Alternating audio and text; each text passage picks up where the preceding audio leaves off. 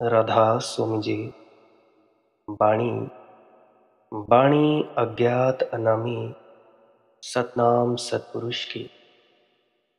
आज की सत्संग वीडियो का विषय है वहमों भ्रमों से खुद को कैसे निकाला जाए।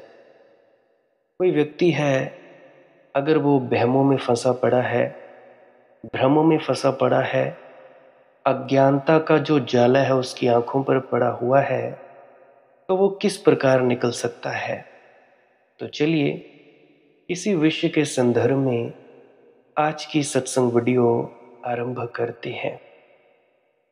गुरु प्यारी सत्कारयोग साथ संगत जी, आप सभी को मेरा प्रणाम।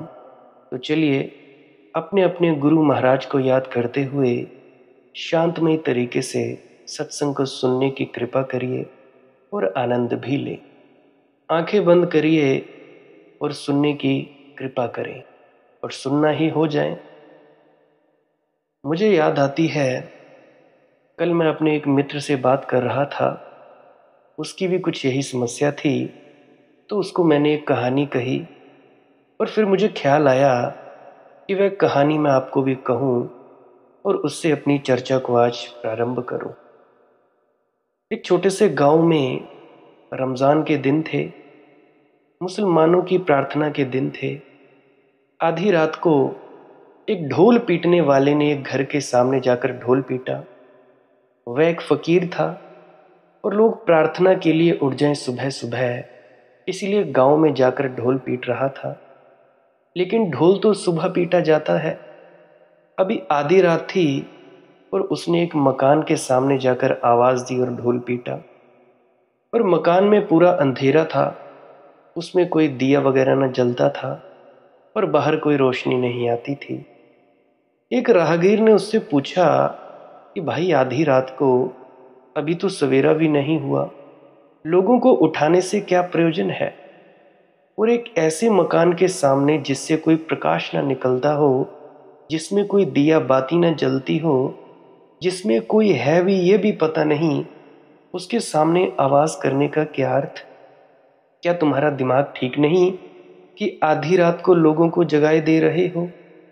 उस फकीर ने कहा कि अगर आपकी बात पूरी हो गई हो तो मैं आपसे दो शब्द कहूं। एक तो मैं आपको यह कहूं, जिन्हें सुबह उठना है उन्हें आधी रात में जाग जाना चाहिए। पर सुबह हो ही जाएगी तो फिर मैं जगाऊंगा, जागने में बहुत समय लग जाता है, सुबह बीत जाएगी, इसलिए आधी रात को उठाने आ गया हूं। और जिस घर के भीतर एक भी दिया नहीं जल रहा है, उस घर के लोग बहुत गहरे सोए होंगे, बहुत देर उनको उठने में लगेगी, इसीलिए आधी रात को उस दरवाजे पर ढोल पीटता हूं। और जो कान ना सुन सकते हों और जो आंखें देख न सकती हों और जो लोग सोए हों, अगर हम उन्हें जगाना छोड़ दें और उनके कानों तक आवाज़ों को पहुंचाना छोड़ दें तो दुनिया का क्या होगा। उसने बड़ी अद्भुत बात कही, उसने बड़े अर्थ की बात कही। उसने कहा कि आधी रात को जगाने आ गया हूं ताकि वे प्रभात के पहले जग जाएं। और जिस घर में बिल्कुल अंधेरा है उस घर पर ज़्यादा मेहनत करूंगा, क्योंकि अंधेरे का अर्थ है कि लोग बहुत गहरे सोए होंगे और उनकी नींद टूट जानी ज़रूरी है। मुझे भी अनेक बार लगता है कि कहीं मैं आपको आधी रात में जगाने तो नहीं आता हूं। और मुझे भी कई बार लगता है कि कहीं ऐसा तो नहीं है कि आप बहुत गहरे सोए हों और मैं आपको जगाऊं और आपकी तकलीफ और पीड़ा हो आपको। और ऐसा हमेशा हुआ है, जब भी कोई किसी को नींद से जगाता है तो धन्यवाद देने की बजाय वह गुस्सा और क्रोध से भर जाता है। जैसा कि हाल ही में 3-4 दिन पहले की मैंने आपको बात बताई, भाई साहब आ गए, मुझे सत्संग करता बनना है जी। तो उनको जब मैंने कहा कि भाई क्या रखा है इस सत्संग करता बनने में, अहंकार खाली पैदा होगा और कुछ नहीं होगा। तो फिर वो कहता था कि भाई तुम भी तो बोलते हो। मैंने कहा भाई मैं कब बोलता हूँ, मैं कभी बोला नहीं और ना कभी बोल सकता हूँ, आज तक ना बोला। फिर वो कहते कि भाई फिर सत्संग कौन करता है। मैंने कहा जो इस पूरे कण कण में विद्यमान है, सत्संग तो वही करता है। मैं तो बस नाम मात्र हूँ, एक यंत्र मात्र हूँ, मेरा होना कुछ होना नहीं है। तो फिर वो गुस्सा हो गए। हाँ हाँ ठीक है भाई, मैं ये कर दूंगा वो कर दूंगा। तो भाई धन्यवाद देने की बजाय गुस्से और क्रोध से भर जाते हैं लोग। हमने क्राइस्ट को सूली दी कि कुछ लोगों को उन्होंने बेवक्त जगा दिया। सुकरात को जहर दे दिया क्योंकि सोने वाले पसंद नहीं करते कि उनकी नींद टूट जाए। बाबा नानक को बाहर निकाल दिया। मंसूर को सूली दे दी क्योंकि जिन्हें जागरण का थोड़ा भी अनुभव होता है, जिन्हें जागरण के आनंद की थोड़ी सी भी ध्वनि मिलती है, उनकी भी एक मजबूरी है, उनकी भी एक विवशता है। वे बिना जगाए नहीं रह सकते।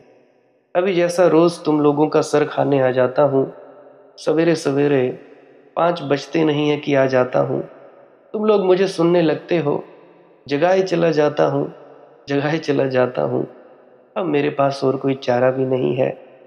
परमात्मा मुझे बोलता है, मेरे इस मुंह के जरिए बोलता चला जाता है, बोलता चला जाता है, और हालांकि मेरा भी कोई कसूर नहीं है। इसीलिए अगर आपकी नींद में मेरी बातों से थोड़ी चोट पहुंचे और आपको थोड़ा करवट बदलनी पड़े, या आपके भीतर कोई जागरण अनुभव हो, आपके सपने टूट जाएं, तो मुझे क्षमा करना। ये मेरी मजबूरी है कि मैं कुछ आपकी नींद को तोड़ूं, ये जानते हुए कि नींद टूटना, नींद को तोड़ना दुखद है। लेकिन ये भी जानते हुए कि जिसकी नींद टूट जाती है, वह जब जाग कर देखता है तो उसे पता चलता है कि नींद से बड़ा और कोई दुख न था, नींद से बड़ी और कोई पीड़ा न थी। ये इस कहानी से मैं आज की बात शुरू करना चाहता हूँ। इसीलिए ये कहानी मैंने चुनी है। आज करीब करीब सारी मनुष्यता सोई हुई है, बहमों भ्रमों में सोई हुई है। आज करीब करीब सारी मनुष्यता के भवन में कोई प्रकाश नहीं दिखाई पड़ता। सारे दिए बुझे हुए मालूम पड़ते हैं। और जहां तक मनुष्यता का संबंध है, प्रभात तो आना बहुत दिनों से बंद हो गया है। सवेरा कभी हुआ ही नहीं। हम आधी रात में बहुत सैकड़ों वर्षों से जी रहे हैं। आधी रात ही बनी हुई है, सुबह नहीं आती। और अब तो इतनी घबराहट हो गई है, इतनी पीड़ा हो गई है, और सुबह की आशा भी खोने लगी है। और ऐसा लगता है कि कहीं हमें रात में ही समाप्त ना हो जाना पड़े। इसीलिए इस कहानी को चुना। मनुष्यता सोई हुई है, आधी रात हो और हमारे सब दिए बुझे हों, तो क्या करना होगा। और इसके दुष्परिणाम चारों तरफ दिखाई पड़ने शुरू हुए हैं। इसके सबसे बड़े दुष्परिणाम ये हुए हैं कि हर आदमी इतनी पीड़ा और दुख और संताप से भर गया है कि जीना दूभर मालूम होता है। जीना बहुत कष्टप्रद मालूम होता है। जीना एक बोझ और भार मालूम होता है। महात्मा बुद्ध और महावीर ने तो जीवन को आनंद कहा है। उपनिषद के ऋषियों ने चिल्ला चिल्ला कर कहा है कि अमृत और आनंद है ये जीवन। जिन्होंने ये जीवन को जाना है, उस जीवन को जाना, वे तो नाचने लगे हैं। लेकिन हम भी उसी जीवन में खड़े हैं और हमें कुछ दिखाई नहीं पड़ता। हम उन अंधों की भांति हैं जो प्रकाश में खड़े हों और जिनकी आंखें बंद हैं और जिन्हें प्रकाश का कोई अनुभव नहीं मालूम होता। और हम उन लोगों की भांति हैं जिनके चारों तरफ आनंद बरस रहा हो, लेकिन जिनके भीतर कोई रिसेप्टिविटी, कोई ग्राहकता नहीं है, और इसीलिए वे आनंद से वंचित रह जाते हैं। बहुत से मनुष्य हैं, अभी जैसे मैं बाजार में जाता हूँ, कहीं भी जाता हूँ, रिसेप्टिविटी होती नहीं, कुछ महसूस नहीं होता। अभी मैं सिर्फ 2 शख्सियतों के घर में गया हूँ। उनके घर में गया, आंसुओं की धारा बहने लगी। और भी 3-4 जो लेडीज थी और आई हुई थी, उनकी आंखों में भी देखा, बहुत ज़्यादा प्रेम था। आंखें भर आई थी तो वो रिसेप्टिविटी थी। ऐसे तो बस में गया था, सारी जगह घूम फिर रहा था। फिर जब उनके घर गया, आंखों में आंसू आ गए। आंखों में आंसू आ गए, गले लगाया, तो ये रिसेप्टिविटी थी। परंतु और भी बहुत जगह घूमता रहता हूँ, उनको कुछ फर्क नहीं पड़ता। ऐसे ही लगे रहते हैं जैसे भाई तेल में डुबोई हुई कड़छी पानी को छूती नहीं है, अमृत को छूती नहीं है। तुम लोगों के पास से अगर कोई संत पुरुष निकल भी जाए ना, तुम लोगों को पता नहीं रहेगा, क्योंकि रिसेप्टिविटी नहीं है, कोई ग्राहकता नहीं है, और इसलिए तुम सब आनंद से वंचित रह जाते हो। अभी मिलना तो बड़ी दूर की बात, कईयों से बात होती है तो कई तो कॉल पर ही रोने लगते हैं कि बेटा ऐसी बात है वैसी बात है। तो मुझे लगता है कि उनकी रिसेप्टिविटी बड़ी है। इतने हजारों किलोमीटर दूर से भी उनके अंदर इतनी रिसेप्टिविटी है, ग्राहकता है, जिससे मेरी वाणी भी उनके अंदर पहुंचती है और उनको स्पंदित कर जाती है। परंतु बहुत से लोग हैं जिनको कुछ भी महसूस नहीं होता। इसलिए अक्सर मैं वीडियो के अंत में एक क्रिया बताया करता हूँ, श्वास क्रिया। श्वास क्रिया से कोई पहुंच तो नहीं सकता है, परंतु ये मददगार जरूर होती है। इसमें तुम्हारी ग्राहकता बढ़ जाती है, ग्रहणशीलता बढ़ जाती है। इतना ज़्यादा तुम्हारा शरीर ग्रहणशील हो जाता है कि तुम लोग कहीं भी चले जाओ, मंदिर में भी तुम्हें वही ऊर्जा महसूस होगी, मस्जिद में भी, गुरुद्वारे में भी, गिरजे में भी। और जब तुम प्रकृति के स्पर्श में आओगे तब तो बहुत ही ज़्यादा होती है। बहुत से हैं जिनको भूलना शुरू हो गया है, दुनिया की चीज़ें याद नहीं रहती, आते हैं मेरे पास कि भाई ऐसा हो गया। देखो भाई सारे लोग मुझे सुनो, मैं तुमसे ये कहता हूँ, एक दफ़ा एक तरफे हो जाओ, या तो ये या तो वो। तुम कहते हो अगर ऐसा हुआ, अगर हमारा बुद्धत्व को हम प्राप्त हो गए, हम संतत्व को प्राप्त हो गए, तो हमारे बाल बच्चों का क्या होगा, इनका क्या होगा, उनका क्या होगा, इसका क्या होगा, उसका क्या होगा। तब तो वही बात ना बन पाएगी। परमात्मा के ऊपर छोड़ना पड़ेगा। तुम अपनी जिम्मेवारियां निभाओ, अपने फर्ज निभाओ, पर दिमाग में काहे को चिंता लेते हो? जो होना हो जाएगा। दिमाग में चिंता लेने के कारण तुम लोगों के काम खराब होते हैं। कोई सोल्यूशन तो मिलता नहीं, समाधान तो होता नहीं, उल्टी चिंता और पड़ी रहती है। हाय ये ना हो जाए, हाय वो ना हो जाए, ऐसा ना हो जाए, वैसा ना हो जाए। तो चिंता भाई चिता समान है। अब तुम लोग जरा सोचो, चिंता लेने से अगर तुम्हारी समस्याओं का समाधान होता तो अब तक हो नहीं गया होता। तो काहे को चिंता लेते हो? जो होना है हो जाएगा। तुम्हारे घर को आग लगी है, तुम उछल रहे हो, कूद रहे हो, चिंता ले रहे हो, हाय मेरे घर को आग लग गई, हाय मेरे घर को आग लग गई। तो क्या उससे हाय हाय करने से, तुम्हें दिमाग में सोच विचार करने से तुम लोगों की चिंता मिट जाएगी? मुझे नहीं लगता कि चिंता मिट जाएगी। कुछ भी नहीं होगा। Nothing happens, there is nothing happened. कोई कुछ नहीं होगा, कोई फर्क नहीं पड़ेगा। चिंता वैसी की वैसी रहेगी, रत्ती भर भी फर्क नहीं पड़ेगा। परंतु अगर तुम लोग चिंता करना छोड़कर कोई समाधान खोजोगे, बुलाओगे घर मोहल्ले वाले लोगों को कि भाई आग बुझाओ, तो इससे तुम्हारा समाधान हो जाएगा। तो तुम अपने बच्चों की चिंता लेते हो, माता पिता की चिंता लेते हो, ये करते हो वो करते हो। तो देखो, चिंता लेने से कुछ नहीं होगा। अगर तुम्हारी माँ बीमार है तो भाई दवाई मुहैया करवाओ ना, सेवा करो उसकी, टांगे दबाओ, दवाई और खाना सही वक्त पर दो, इससे वो ठीक होगी, ना कि चिंता लेने से। अगर तुम्हारा बच्चा बीमार है उसकी देख रेख करो, कर्म करो ना, चिंता काहे लेते हो? बहुत से हैं जो सारी सारी रात सोते नहीं हैं, चिंता में कर्म नहीं करते और चिंता लिए चले जाते हैं। मेरे जो फुफड़ जी हैं, बेटा था पहले, काम नहीं करता था, अब तो करने लगा है, चिंता में ग्रस्त। मेरा छोटा बेटा काम नहीं करता, काम नहीं करता। चिंता करते करते उनकी जो उम्र थी वो बढ़ गई, होंठ सूख गए, चेहरे पर झुर्रियाँ आ गई। 55 के हैं, 70 के लगने लगे।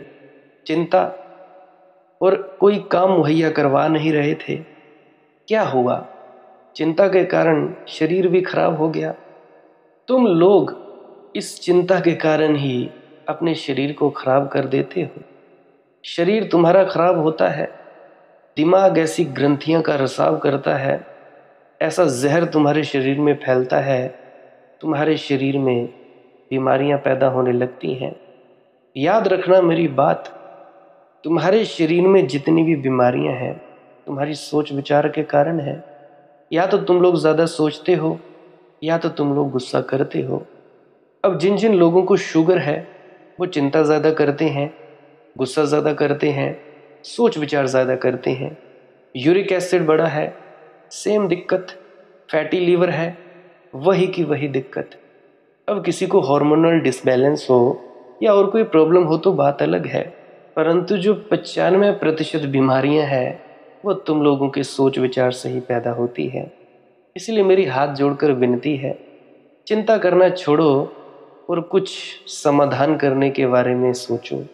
समाधान के बारे में सोचो और कर्म में लग जाओ, फिर जो होगा देखा जाएगा। बच्चा बीमार है सेवा करो, माँ बाप बीमार है सेवा करो, तुम्हारे रिश्तेदारों को कोई सहायता कर चाहिए तो सहायता करो, ऐसे होगा। नहीं तो भाई जीना दूभर हो जाएगा, जीना बहुत कष्टप्रद हो जाएगा भाई। चिंता में नहीं जीना। ये जो सारी दुनिया में घटित हुआ है, अगर ये स्थिति नहीं तोड़ी जा सकी, अगर ये दुर्भाग्य नहीं पहुंचा जा सका, अगर ये दुर्घटना नहीं मिटाई जा सकी, तो बहुत असंभव नहीं है कि दुनिया थोड़े दिनों में एक सामूहिक आत्मघात कर ले, सुसाइड कर ले। एक यूनिवर्सल सुसाइड से हम गुजरने के करीब हैं। ये हो सकता है कि बहुत जल्द हम देखें कि हम सारे लोगों ने इकट्ठा अपने को समाप्त कर लिया है। अगर युद्ध हुआ आने वाला तो हम सब अपने आप को समाप्त कर लेंगे। चारों तरफ दुनिया में कोशिश है कि युद्ध ना हो, लेकिन मैं आपसे कहूँ, अगर मनुष्य का संबंध आनंद से नहीं होता तो युद्ध होगा और सारे लोगों को अपने को समाप्त कर लेने की तैयारी कर लेनी होगी। जो सदी इतनी पीड़ित हो उसका परिणाम सिवाय विनाश के और कुछ भी नहीं हो सकता। जो लोग इतने दुखी हों उनकी आकांक्षा, आंतरिक आकांक्षा मृत्यु के लिए हो जाती है, जीवन के लिए नहीं। दुखी आदमी मरना चाहता है, दुखी सदी भी मरना चाहती है और वह मरने के उपाय खोजती है अनेक बहानों से। पिछले 50 वर्षों से हम मरने के बहाने खोज रहे हैं। 2 महायुद्ध हमने किए इस आशा में कि हम मर जाएंगे। 10 करोड़ लोग मरे लेकिन हम फिर भी बाकी रह गए। मनुष्यता बहुत बड़ी है। अब हम एक तैयारी कर रहे हैं कि एक मनुष्य न बच सके। एक मनुष्य क्या, एक जीवन की कोई भी स्पंदन शेष न रह सके। लोग सोचते होंगे युद्धों का कारण आर्थिक है, लोग सोचते होंगे युद्धों का कारण राजनैतिक है। युद्धों का कारण ना आर्थिक है ना राजनैतिक है, युद्धों का कारण आध्यात्मिक है। दुखी जन युद्ध में अपनी राहत खोजते हैं, दुखी जन मरने में अपनी राहत खोजते हैं। दुखी जन किसी भांति मृत्यु की पूजा करने लगते हैं, वे मरने के लिए उत्सुक हो जाते हैं। केवल आनंदित लोग ही युद्ध के विपरीत और शांति के पक्ष में हो सकते हैं। केवल आनंदित लोग ही अंधकार के विपरीत आलोक के पक्ष में हो सकते हैं। अगर दुनिया को और मनुष्य को विनाश से बचाना हो तो एक एक मनुष्य के हृदय में आनंद के संगीत की प्रतिध्वनि पहुंचानी होगी। और मेरे देखने में धर्म मनुष्य के भीतर वैसे अंतर्नाद को, वैसी प्रतिध्वनियों को, वैसे प्रेम को, वैसे संगीत को पैदा करने का उपाय और मार्ग है। धर्म को कोई मैं पूजा नहीं मानता हूँ, धर्म को कोई अर्चना नहीं मानता हूँ। धर्म का कोई संबंध मंदिरों और मस्जिदों से नहीं है। धर्म का संबंध तो मनुष्य के अंतर हृदय को संगीत में परिणीत करने के विज्ञान से है। धर्म का मूल संबंध मनुष्य के हृदय को आनंद के स्पंदन में उत्तेजित करने से, आरोहण करने से है। मनुष्य के भीतर बड़ी प्रसुप्त संभावनाएं हैं, बड़े बीज हैं जो विकसित हो जाएं तो आनंद में फलित हो जाते हैं। मनुष्य के भीतर बड़ी बड़ी संभावनाएं हैं जो अगर पूर्ण हो जाएं तो परमात्मा कहीं खोजना नहीं होता।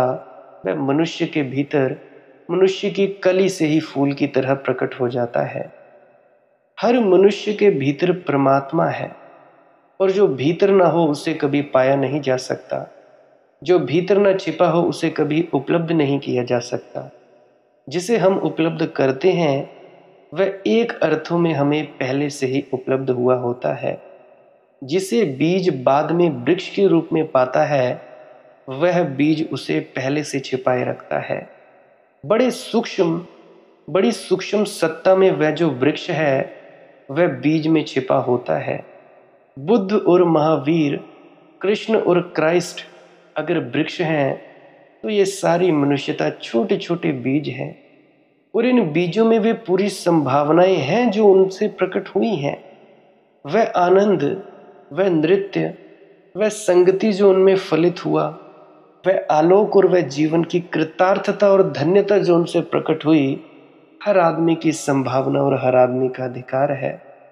और वह मनुष्य जो अपनी ही संभावना की दिशा में प्रयास नहीं कर रहा है वह अपनी मनुष्यता का अपमान कर रहा है और वह उस वसीयत को, उस अधिकार को जो प्रत्येक को प्रकृति और परमात्मा देता है उसे खो रहा है।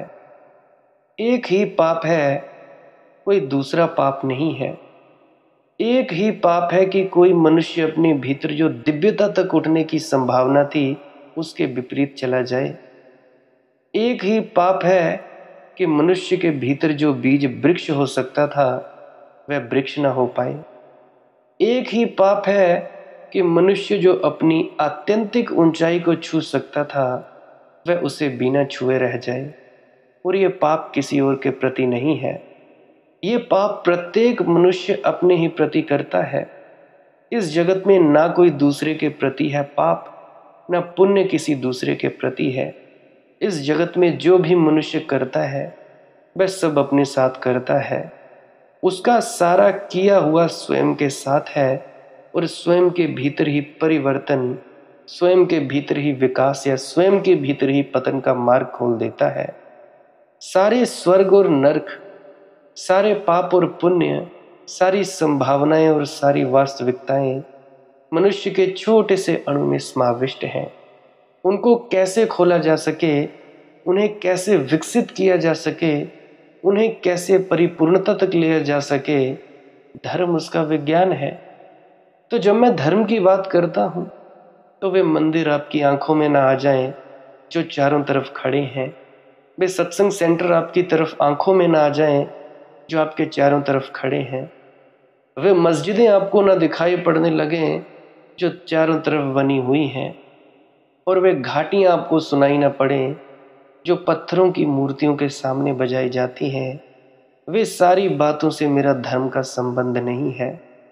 उस तरह के तथाकथित झूठे नामों ने, उस तरह की दीवारों और उस तरह के मकानों ने, उस तरह की मूर्तियों और उस तरह के शास्त्रों ने मनुष्य को खंडित किया है। संगीत से नहीं भरा, सुलाया है, बहमों भरमों में डाला है। और उस तरह के धर्म के नाम पर बहुत पाप है। उस तरह के धर्म के नाम पर बहुत खून हुए हैं। उस तरह के धर्म के नाम पर मनुष्य के इतिहास में जितनी बुराई हुई है और किसी चीज से नहीं हुई है। उस धर्म की मैं बात नहीं कर रहा हूं, मैं तो उस सनातन, उस शाश्वत धर्म की बात कर रहा हूं जिसका बाहर के जगत से कोई संबंध नहीं होता, जिसका संबंध तो भीतर के जगत से है और जिसका संबंध तो भीतर मनुष्य के मन को मंदिर में परिणीत करने से है और जिसका संबंध तो मनुष्य के हृदय को ऐसी ग्राहकता, ऐसी रिसेप्टिविटी, ऐसी ग्रहणशीलता देने से है कि हृदय उन्मुक्त हो जाए और खुल जाए पूरी तरह से। और जगत में चारों तरफ जो सौंदर्य है, जो सत्य है, वह उसमें प्रतिबिंबित और प्रतिफलित होने लगे। यह कैसे हो सकता है? ये कैसे संभव हो सकता है कि एक मनुष्य शीशा बन जाए? ये कैसे हो सकता है कि एक मनुष्य इतना ग्राहक बन जाए कि सारे जगत का प्रेम और आनंद उसे अनुभव होने लगे? हम उसी अनुभूति में, उसी अनुपात में अनुभूति करते हैं जिस अनुपात में हमारी ग्राहकता हो जाती है। जिस आदमी के पास आंख नहीं है उसे प्रकाश का अनुभव नहीं होगा। प्रकाश हो इससे कोई फर्क नहीं पड़ेगा। प्रकाश का होना काफी नहीं है, आंख भी चाहिए। आंख का क्या अर्थ है? आंख का अर्थ है हमारे पास ऐसा अंग चाहिए जो प्रकाश की संवेदना को पकड़ सके। सारे जगत के संगीत गूंजता हो, लेकिन किसी के पास कान ना हो तो क्या होगा? संगीत काफी नहीं है, कान चाहिए जो उस संगीत को पकड़ सके। सारा जगत परमात्मा से भरा है, लेकिन हमारे पास वह आंख चाहिए जो उसे पकड़ सके, वे कान चाहिए जो उसे सुन सकें, वह हृदय चाहिए जो उससे आंदोलित हो सके। और मनुष्य के भीतर वैसे अंतःकरण का विकास हो सकता है। इसीलिए ये ना पूछें कि ईश्वर है या नहीं, ये पूछें कि क्या ऐसा अंतःकरण हो सकता है भीतर जो संसार के भीतर कुछ और भी देखने लगे, जो दृश्य के भीतर कुछ और भी अनुभव करने लगे, जो पदार्थ के भीतर और भी सूक्ष्म स्पंदनों को जानने लगे जो कि पदार्थ के नहीं है। तो जब मुझसे कोई पूछता है ईश्वर है या नहीं, तो मैं उनसे पूछता हूँ, ये वैसी बात ही है जैसे अंधा पूछे प्रकाश है या नहीं। अंधे को पूछना चाहिए क्या आंख होती है या नहीं। वे लोग जो पूछते हैं ईश्वर है या नहीं, बिल्कुल गलत बात पूछते हैं। और फिर उस गलत बात को पूछकर दो तरह के वर्ग दुनिया में विभाजित हो गए हैं। एक कहता है ईश्वर है, एक कहता है ईश्वर नहीं है। ये दोनों नासमझों के वर्ग हैं, क्योंकि ईश्वर कोई झगड़ा नहीं हो सकता। सवाल तो आंख का है। पूछना चाहिए क्या हमारे पास देखने वाली आंख है या नहीं। आंख नहीं है तो परमात्मा नहीं होगा, और आंख है तो परम आत्मा के सिवाय और कुछ भी नहीं रह जाता है। इसलिए विवाद वहाँ नहीं है, और जो शास्त्र उस पर विवाद करते हैं वे नासमझों ने लिखे होंगे। और जो लोग इस संबंध में विभाजन करते हैं कि हम आस्तिक हैं और नास्तिक हैं, वे अज्ञानियों के वर्ग होंगे। उन्हें कुछ ज्ञान, उन्हें कुछ बोध नहीं है। जिसे बोध है वह ये पूछता नहीं। ये सवाल नहीं है। जिसे बोध है उसे दिखाई पड़ता है। जिसे दिखाई पड़ता है उसमें श्रद्धा उत्पन्न होती है, उसमें ज्ञान उत्पन्न होता है। उसे दिखाई पड़ना शुरू होता है, उसका सारा जीवन बदल जाता है। कैसे वह अंतःकरण, कैसे वह आंख पैदा हो सके, उस संबंध में मैं थोड़ी सी बातें आपसे आज कहना चाहूँगा। अगर मनुष्य को अपने को बदलना है तो कुछ करना होगा। वहमों भरमों से निकलना है, कुछ करना होगा। इस जगत में जितने उतार हैं उन उतारों के लिए कुछ भी नहीं करना होता है। उन पर तो कोई लुढ़कता चला जाए तो भी नीचे पहुंच जाएगा। लेकिन जितने चढ़ाव हैं, चढ़ाइयाँ हैं, उनके लिए कुछ करना होता है, और बहुत कुछ करना होता है। और सबसे बड़ी बात तो ये करनी होती है कि जितनी ऊंचाइयाँ छूनी हो, जितनी ऊंचाइयों पर पहुंचना हो, जितने उत्तुंग शिखर पर आरोहण करना हो, उतना ही मनुष्य को अपने भीतर उस ऊंचाई की योग्यता, उस ऊंचाई की पात्रता, उस ऊंचाई पर जीने की क्षमता पैदा करनी होती है। अन्यथा ऊंचाई मृत्यु बन जाएगी। जो लोग नीचाइयों में जीने के आदी हैं, वे लोग ऊंचाइयों पर अगर ले जाए जाएं और उनके भीतर पात्रता और क्षमता पैदा न हुई हो तो ऊंचाइयां उनके लिए मृत्यु हो जाएंगी। जो लोग घने अंधेरे में रहने के आदी हों और जिनकी आंखों ने रोशनी को कभी ना छुआ हो, अगर वे अचानक रोशनी में ले जाए जाएं तो उनकी आंखें अंधी हो जाएंगी। इसीलिए तो काला चश्मा लगाना पड़ता है। जिन लोगों ने कभी कोई ध्वनि न सुनी हो, जिनके कान कभी सक्रिय न हुए हों, अचानक अगर उन्हें संगीत के जगत में ले जाया जाए, वे पागल हो जाएंगे। ऊंचाइयां छूने के लिए पात्रता और क्षमता विकसित करनी होती है। ऊंचाइयां छूने के लिए नीचाइयों में ही रहते हुए ऊंचाइयों की योग्यता, उन पर जीने की संभावना और क्षमता अर्जित करनी होती है। और जिस मात्रा में क्षमता अर्जित होती जाती है उसी मात्रा में व्यक्ति ऊपर चढ़ता चला जाता है। ये याद रखें, परमात्मा का या सत्य का या प्रकाश का मार्ग आप जितने पात्र होते चले जाते हैं उतनी ही सीढ़ियां अपने आप पार हो जाती हैं। सीढ़ियां पार नहीं करनी होती। अब बहुत से मुझसे पूछते हैं कि भाई मैं कौन सी मंजिल पर पहुंचा हूँ, मैं कौन सी मंजिल पर हूँ, ये नहीं होता वो नहीं होता। तो मैं उनसे हाथ जोड़कर विनम्र प्रार्थना करना चाहता हूँ, कृपया चुपचाप बैठ जाएं। जो होना होगा हो जाएगा, जिस मंजिल पर पहुंचना होगा पहुंच जाएंगे। आप बस कृपा करो कि चुपचाप बैठने की कृपा करें। अब जब आपने समुद्र में छलांग लगा दी, कुछ नहीं कर रहे, तैर भी नहीं रहे, तो धीरे धीरे नीचे डूबते ही जाओगे ना। तो डूबने के लिए क्या करोगे? कुछ भी नहीं, हाथ पांव मारना बंद कर दो, तो समुद्र की गहराइयों में चलते जाओगे। ठीक उसी प्रकार से तुम बस बैठो। बैठना तुम्हारा काम है। आंख बंद करके बैठो मेरे, चाहे आंख खोल के बैठो, बस कुछ मत करो। बैठो और कुछ मत करो। विचार आते हैं तो आए, ना आए तो ना आए। जो कुछ होना हो जाएगा। एक बार तुम कूद गए फिर तो तुम डूब ही जाओगे। कौन सी मंजिल, कैसी मंजिल, क्या सहस्जल कमल, क्या त्रिकुटी, क्या तुम्हारी आंखों के बीच की ये तीसरा नेत्र, क्या तुम्हारा सचखंड। तुम 24 घंटे सचखंड में ही रहोगे। कूद गए समुद्र में, बात खत्म हुई। गहराई में जाते जाओगे, फिर क्या तुम्हें पता करना पड़ेगा अजी मैं कौन सी गहराई में हूँ, 2 फीट की या 3 फीट की। खींच लेगा समुद्र तुम्हें अपने भीतर। ठीक उसी प्रकार से आंख बंद करके बैठ जाना है, कुछ नहीं करना। प्रकाश दिखे ना दिखे, ये हो वो हो, मतलब ही कोई नहीं। सिमरन किया, चुपचाप शांत होकर बैठ गए। श्वास क्रिया करी, चुपचाप शांत होकर बैठ गए। तो मैं कह रहा हूँ, जिस मात्रा में ऊंचाइयों में रहने में आप समर्थ हो जाते हैं, प्रकृति के नियम उन ऊंचाइयों पर आपको पहुंचा देते हैं। जिस ऊंचाई पर आप रहने में समर्थ हो जाते हैं, प्रकृति के नियम उस ऊंचाई पर आपको पहुंचा देते हैं। अगर पत्थर का बर्फ जमा हो, अगर पानी का बर्फ जमा हो, अगर बर्फ की शिलाएं जमी हो, तो बर्फ बहता नहीं, बर्फ ठोस है। लेकिन अगर सूरज की गर्मी पड़े और बर्फ पिघलकर पानी हो जाए अगर, तो बर्फ तो नहीं बहता था, लेकिन पानी बहने लगता है। जैसे ही गर्मी बर्फ को पानी बना देती है, एक नए नियम की शुरुआत हो जाती है। पानी में बहने की क्षमता आ जाती है। और अगर सूरज का उत्ताप पानी को भाप बना दे, तो पानी तो ऊपर नहीं उठता था, लेकिन भाप ऊपर उठनी शुरू हो जाती है। जैसे ही पानी भाप बनता है, भाप ऊपर उठने लगती है, उसकी गति ऊपर की तरफ शुरू हो जाती है।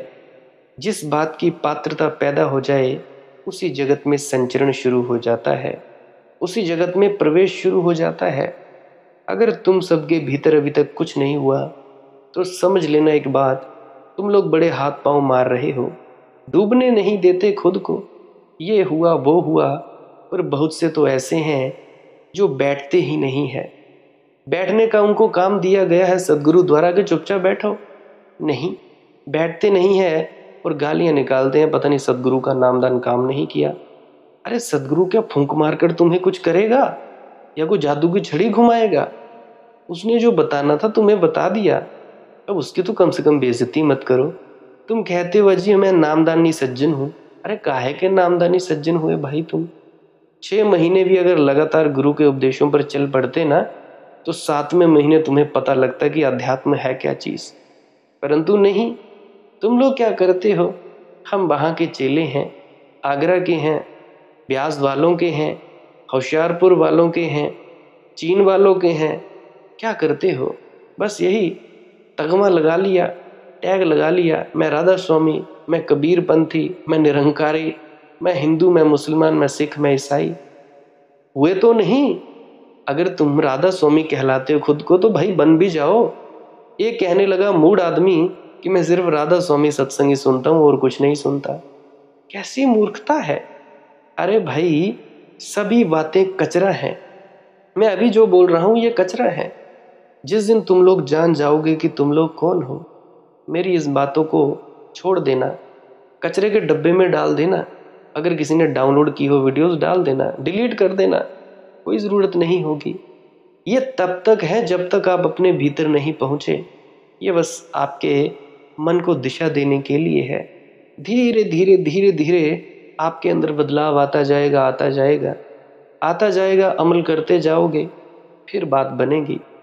और एक और बात यार, जल्दबाजी ना किया करो। तुम्हें अभी और यहीं अभी चाहिए, अभी हो जाए। और ये जल्दबाजी जितनी करोगे उतने ही दूर फेंक दिए जाते हो। तुम बस ना कुछ करो, कोई इच्छा ना करो, कोई कामना ना करो, कोई चाह मत करो। कामना रहित हो जाओ, अचाह हो जाओ। कुछ नहीं करना, बैठना है तो बस बैठना है। कोई परमात्मा नहीं चाहिए, कोई मुक्ति वुक्ति नहीं चाहिए, कोई मोक्ष सचखंड नहीं चाहिए। हमें क्या लेना देना इससे। बस तुम बैठो। जब तुम बैठोगे फिर सब कुछ उपलब्ध हो जाएगा। जो जो होना होगा वो होगा। जिस जिसको तुम कहते हो कि हाँ ये है, वो होगा। एक बात बताऊं आप लोगों को, इस परम जगत में जिसको तुम लोग सचखंड का नाम देते हो, सतलोक का नाम देते हो, वहां पे सबसे बड़ा पाप पता क्या है? सबसे बड़ा पाप है बोलना। कुछ बोले नहीं कि पाप हुआ नहीं, कुछ हुए नहीं कि पाप है। कुछ भी बोला, कुछ भी किया, सब पाप है। जब तुम कुछ नहीं करते, चुपचाप शांत रहते हो, बिना इच्छा के, बिना कामना के, बिना भावना के, बस तुम लोग परमात्मा। और वहां पे परमात्मा शब्द भी नहीं है, नहीं भी नहीं है, कुछ भी नहीं है, और कुछ भी नहीं है। ये बात मेरी याद रखना। तो भाई तुम लोगों ने सिर्फ मौन होना है, परम मौन होना है। अगर किसी ने बिना कुछ किए पहुंचना है तो अभी हो सकता है। बस छोड़ दो अपने आप को, अपने होने को छोड़ दो, इस शरीर होने को छोड़ दो, मन होने को छोड़ दो। छोड़ना कैसे है? चुपचाप लेट जाओ या बैठ जाओ, आंख खुली रखो या बंद करो, कुछ मत करो, अपने होने में ठहर जाओ। इसी वक्त हो जाएगा, बस बात खत्म। और इतना धैर्य रखो कि भाई तुम लोग अनंत जन्मों तक भी इंतजार कर सकते हो। और इतनी प्यास रखो कि अभी नहीं मिला तो अभी मर जाएंगे। अभी कल मैं कमेंट सेक्शन में एक व्यक्ति का कमेंट पढ़ रहा था, कहने लगे कि वीडियो भाई बहुत लंबी हो रही है। अरे भाई, अगर वीडियो लंबी हो गई है तो माफ़ी चाहता हूँ। कुछ बोलते हैं वीडियो लंबी कर दो, कुछ बोलते हैं वीडियो छोटी कर दो। अब जाए तो जाए कहाँ हम, किधर जाएं आप ही बताओ। खुद ही डिसाइड कर लो कमेंट सेक्शन में कितने मिनट की वीडियो चाहिए। आधे घंटे की चाहिए, 45 मिनट की चाहिए, या 1 घंटे की चाहिए। आपकी मौज, जैसी आपको सहूलियत है। अगर कोई व्यक्ति पूरी पूरी वीडियो नहीं सुन सकता, आधी आधी सुन लिया करे। आज तो YouTube का इतना ट्रेंड है, इतना इसका लाभ है कि भाई तुम कभी भी वीडियो सुन सकते हो, जहाँ पे रुके होते हो वहीं से सुन सकते हो। तो इसमें कोई दिक्कत नहीं है। वैसे कोशिश करूँगा 45 मिनट की करने की, परंतु वो जब बोलता है तो बोलता चला जाता है। इसमें भी मेरा कोई कसूर नहीं है, फिर भी माफ़ी चाहता हूँ। तो मैं बात कर रहा था, धर्म की साधना पात्रता की साधना है। ऊंचाइयों पर अपने को ले जाने योग्य पात्रता पैदा करते ही वे ऊंचाइयां तत्क्षण उपलब्ध हो जाती हैं।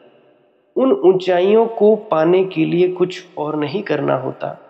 जो जितना पात्र है उतना उसे उपलब्ध हो जाता है। ये शाश्वत नियम है। और जो जितना पात्र है उसे मांगना नहीं पड़ता, उतनी पूर्ति उसकी भर दी जाती है। कैसे हमारे भीतर ये पात्रता उत्पन्न हो सके, उसकी बातें मैं कल ही वीडियो में शेयर करूंगा। 40-45 मिनट की वीडियो है, आज इतनी ही बनाऊंगा। तो मैं क्या कह रहा था कि हमारे भीतर परमात्मा को उपलब्ध होने की जो स्थिति चाहिए, जो पात्रता चाहिए, वो कैसे हो सकती है।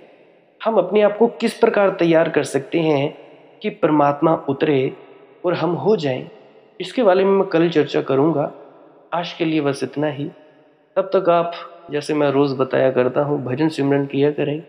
सिमरन है कुछ शब्दों का जाप करना है। करते करते मन एकाग्र हो जाएगा। आंख बंद रखनी है, बिना हिले डुले बैठना है, जाप करते जाना है। जितनी देर बैठ सकते हो बैठो। 5 मिनट, 10 मिनट, 15 मिनट, 20 मिनट, जितनी देर भी आपकी मौज है, कोई बंदिश नहीं है। फिर करके उसके बाद धुन सुनने को बैठ जाना है। शुरू में पहला कदम जप, दूसरे कदम में जप छोड़ देना है। कुछ नहीं करना, कुछ नहीं सोचना, बस अपने भीतर में ही उतरते जाना है। उतरते के लिए क्या करना है? कुछ नहीं करना है। जो सोच विचारते हो सब छोड़ देना है। सोचना विचारना बंद हो जाए, अपने आप भीतर उतर जाओगे। नहीं हो रहा तो अपने सोचने विचारने को ही देखते रहो, उसमें भी कोई झंझट नहीं। शब्द धुन सुने तो सुन लेना, उसके जरिए भी आप भीतर पहुंच सकते हो। प्रकाश दिखे तो देख लेना, नहीं दिखे तो इतनी चिंता मत लेना।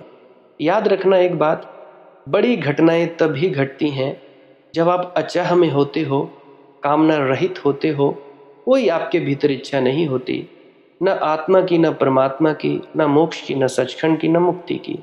कुछ नहीं होता, फिर आप असली मुक्त होते हो। मैं कहता हूं तुम लोग मुक्ति से भी मुक्त हो जाओ, सचखंड से भी मुक्त हो जाओ भाई। वहां शब्द नहीं है, निशब्द है। शब्दों से परे अखरा नालो वखर, वो परे की बात है। तो भाई ये तो था भजन सिमरन। उसके बाद बताया करता हूँ श्वास क्रिया। नाक से सांस लेना है, मुंह से छोड़ना है। 15 से 20 मिनट ऐसे ही करना है लगातार। नाक से सांस ली, मुंह से छोड़ी, नाक से सांस ली, मुंह से छोड़ी।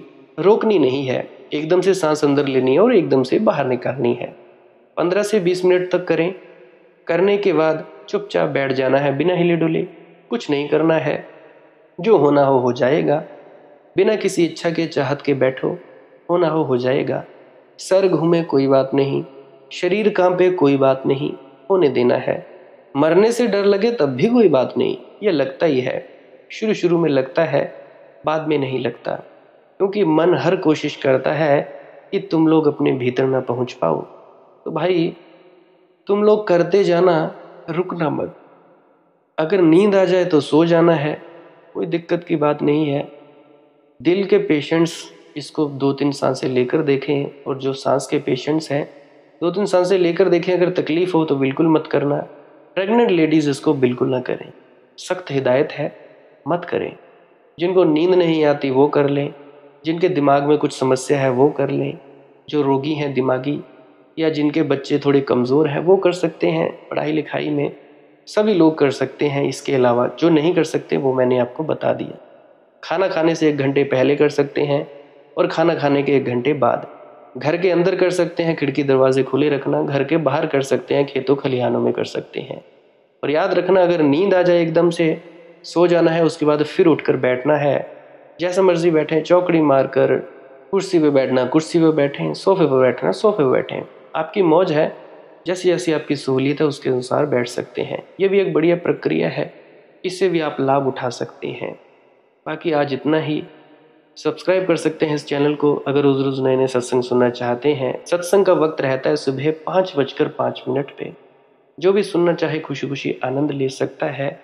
लाइक कर सकते हैं इस वीडियो को अगर आप जी को कुछ सीखने को मिला है, और कमेंट सेक्शन में राधा स्वामी ज़रूर लिखिए। और कमेंट सेक्शन में अपना प्रश्न पूछ सकते हैं, जो भी आप पूछना चाहें। उससे पहले एक विनम्र प्रार्थना, पुरानी वीडियोज़ आप ज़रूर सुनिए, क्योंकि पुरानी वीडियोज़ में हो सकता है आपके किसी प्रश्न का जवाब मिल जाए। और इंस्टाग्राम, टेलीग्राम, फेसबुक, वहाँ पे भी आप प्रश्न पूछ सकते हैं। वहाँ पे मेरा हैंडल है मालिक की मौत सत्संग, ये सर्च करें, वहाँ पे आप जी अपना प्रश्न छोड़ सकते हैं। बाकी आपकी अपनी मौज है। आप इन सत्संग वीडियोस का प्रयोग ले सकते हो अपने बहमों भरमों से मुक्त होने के लिए, अपने भीतर जाने के लिए, और आनंद लेने के लिए। देखो भाई, जितना ज़्यादा तुम लोग सत्संग सुनोगे, उतने ज़्यादा तुम लोग बहमों भरमों से दूर आते जाओगे। बहमों भरमों से दूर आने के लिए तुम्हें अपने तक आना होगा। अपने तक आने के लिए तुम्हें बस चुपचाप और शांत होकर मौन बैठना होगा। बस यही है, और कुछ नहीं करना होता। और कैसे तुम काबिल हो जाओ परमात्मा से मिलने के लिए, इसके बारे में तो मैं कल ही बात करूँगा। और एक और बात, अगर किसी से लाइक शेयर सब्सक्राइब नहीं होता तो चिंता न लें, बस सिर्फ आनंद लें। ये मत सोचें कि ये नहीं हुआ वो नहीं हुआ। और शेयर कर सकते हैं अपने मित्रों परिजनों के पास, जिनको आपको लगता है कि करनी चाहिए। बाकी आपकी अपनी मौज है, कोई बाधित नहीं करता हूँ। आप मुझे इतने अंत तक सुनते हो, इसके लिए आपका बहुत बहुत शुक्रिया, बहुत बहुत धन्यवाद। अंत में आपके भीतर बैठे परमात्मा को प्रणाम करता हूँ। मेरा प्रणाम स्वीकार करें। राधा स्वामी जी।